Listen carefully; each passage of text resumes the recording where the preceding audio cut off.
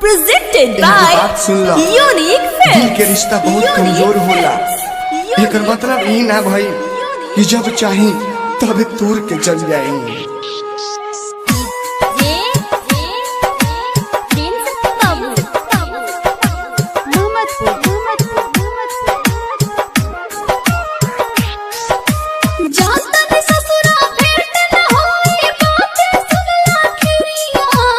देखो अगर ससुरा जाता रो तो ससुरा में अगर कोनो मुसीबत पड़े तो एक बार आवाज लगई है ये विदेशी लाल यादव तेरा मुसीबत के आगे चट्टान बन के खड़ा हो जाई।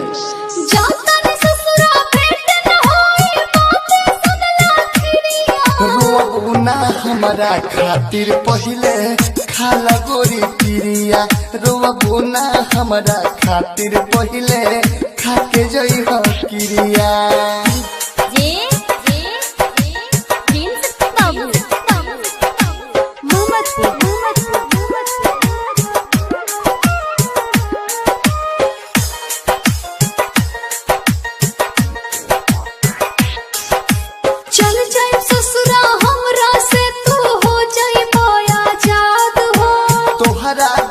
के बाद गोरी हो जाई बर्बाद हो। माई बाप के इज्जत खातिर खा ले यूरिया खाद हो। खोइलू खा के फेंक देलू प्यार के बुझलू का प्रसाद हो। चल जाए ससुरा हमरा से तू हो जाई आजाद हो। तोहरा गइल के बाद गोरी हो जाई बर्बाद हो।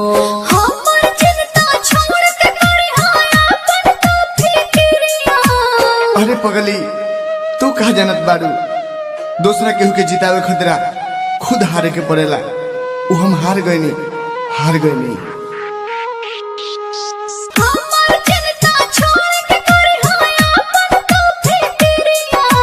रोना हमारा बिना गोरी खाके जई हो किरिया रोना हमारा बिना पहले खाला गोरी किरिया। Balaji recording studio Jadavpur.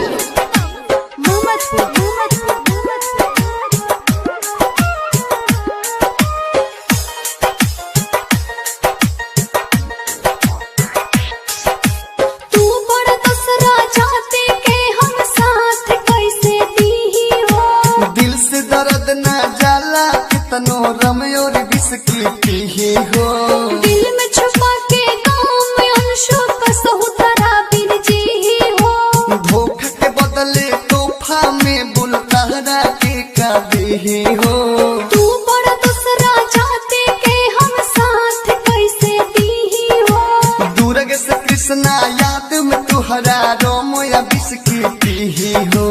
याद विदेशी मानल बतिया कह भइले बड़ चिड़िया।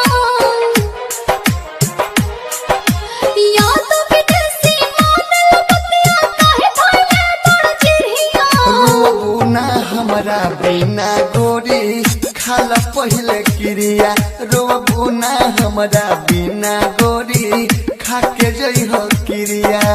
जाता भी ससुरा भेंट न होई बातें सुनला खिरिया। जाता भी ससुरा भेंट न होई बातें सुनला खिरिया। रोना हमारा खातिर पहले खाला गोरी किरिया रोना हमारा खातिर पहले खाके जई हो किरिया। Balaji recording studio Presented by Unique Films। एगो बात सुन लो Unique Films। दिल के रिश्ता बहुत कमजोर होला। एकर मतलब ई ना भाई कि जब चाही तब तोड़ के चल जाएंगे।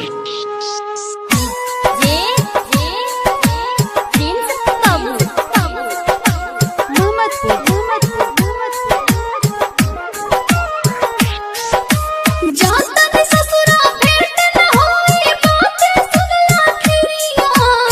देखो अगर ससुरा जाता रो तो ससुरा में अगर कोनो मुसीबत पड़े तो एक बार आवाज लगई है ये विदेशी लाल यादव तेरा मुसीबत के आगे चट्टान बन के खड़ा हो जाई।